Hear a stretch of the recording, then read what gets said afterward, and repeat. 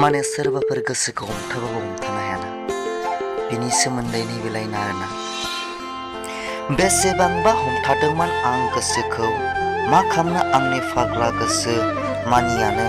बेसेबांबा हमथादोंमोन आं गोसोखौ मा खालामनो आंनि फाग्ला गोसो मानियानो।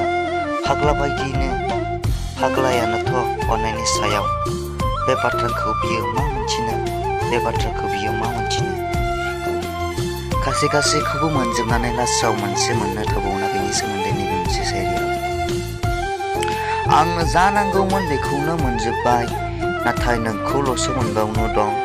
आंनो जानांगौमोन बेखौनो मोनजोब्बाय नाथाय नोंखौल'सो मोनबावनो दं।